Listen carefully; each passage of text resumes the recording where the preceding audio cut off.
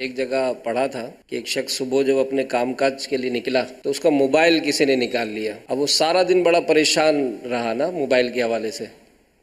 खैर जब शाम को ये घर पहुंचा तो देखा कि घर का दरवाज़ा खुला हुआ है।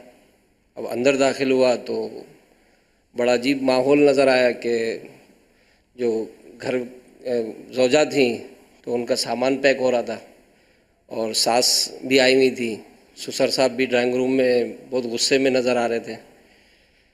तो बड़ा ये कंफ्यूज होकर अपने ससुर के पास गया और कहा कि अबू खैरियत है, ये सब क्या हो रहा है?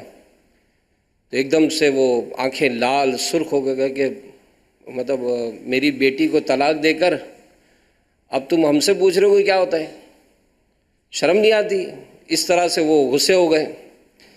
अब वो अपनी सास से पूछा कि अम्मी किसने तलाक दी, क्या हुआ? कि बात नहीं करो मुझसे, तुम ऐसे हो ऐसे हो ऐसे हो।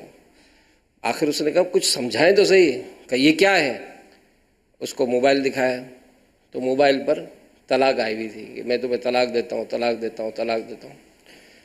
अब उसने कहा कि अम्मी अब्बू मेरा तो सुबह ही में से किसी ने मोबाइल मतलब निकाल लिया था, मैं तो सारा दिन इसके लिए परेशान रहा, मेरे पास तो मोबाइल था ही नहीं, मैंने इसको कहाँ तलाक दी है? अब वो भी बड़े हैरान। तो कहा कि आखिर ये फिर ये क्या मजाक है? तो इसने बहरहाल अपने नंबर पर डायल किया, अपने घर वालों के नंबर से। अब वो जो चोर था उसने फ़ोन उठाया, तो जैसे ही फ़ोन उठाया तो अब ये गुस्से में आ गया। उसने कहा शर्म नहीं आती, एक तो मेरा मोबाइल चोरी कर लिया और ऊपर से ये ड्रामा करके तलाक भेज दी। तो चोर जो था उसने कहा भाई सुन, सुबह से तुम्हारी बीवी ने परेशान कर रखा था, कहाँ हो, क्या कर रहे हो, ये लेके आना वो लेके आना।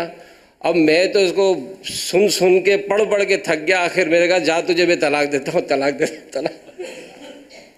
तो ये जो माहौल बनता है ना घर का,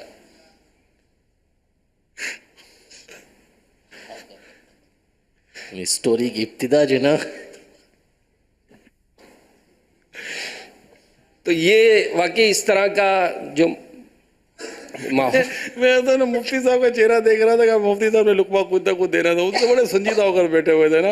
आपने हमारी सारी संजीदगी पर जो है ना ऐसा पानी फेर रहा है राज अमीन। ऐसा करना नहीं चाहिए। तो चोर को नहीं ये बीवी को किसको नहीं कर, एतमाद रखना चाहिए एक दूसरे पर, ताकि घर का माहौल। ये भी आज अमीन भी 15-20 सेकेंड तो कोशिश की इसने कि मैं ना सुना, मगर ये बेचारा से इस घर सबक आमोज वाक़या है जी। इसमें गलतफहमी कैसे पैदा होती ये भी कहा गया, ये भी समझाया गया, और फिर दूसरे लफ्ज़ों में जो चोर ने कहा है ना वो भी समझा ही गया है कि ऐसा मतलब जब चोर का दिमाग ख़राब हो गया जिसने एक दिन मोबाइल रखा था, जो शोर का हाल क्या होता होगा जिसके पास रोज़ मोबाइल होता होगा। मैं शोर साबिर हुआ ना, शोर साबिर हुआ। मैं तो समझता हूँ कि इसके पीछे एक सबक है। बिल्कुल बिल्कुल सबक आमोज, ये एक अगरचे फ़र्जी हिकायत होगी मगर सबक आमोज है, और इसमें बदगुमानी और कंफर्मेशन की भी इसमें एक सबक मिलता है कि यार कंफर्मेशन कर लो कि ये क्या कर, यानी कि बैठे बैठे कैसे लिख कर दे देगा यार, तो कंफर्मेशन कर लें कि ये सारी चीज़ें। अब वो चलो, लेकिन औरतों को भी समझा दिया ना। अल्लाह ताला खैर फरमाए।